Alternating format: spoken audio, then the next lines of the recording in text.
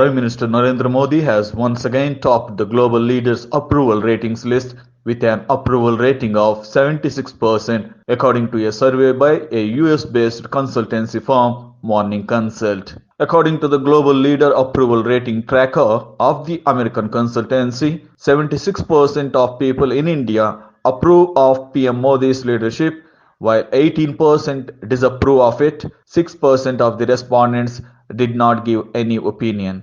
The latest approval ratings, according to Morning Consult, are based on data collected from November 29th to December 5th, 2023. Approval ratings are based on a 7-day moving average of adult residents in each country, with sample sizes varying by country, the consultancy firm said. The approval ratings are a huge boost to the Modi and his party BJP, which is seeking third straight term. It also comes just months ahead of the general elections in 2024. Notably, this is a huge number by a far margin, as the second best approval rating is enjoyed by Mexico President Andres Manuel Lopez Obrador with 66% and Switzerland President Alain Berset with 58%. Giorgia Meloni of Italy has an approval rating of 41%. Prime Minister Modi had topped the global ratings in previous surveys too. At the same time, the approval ratings of other big global leaders are at a modest level.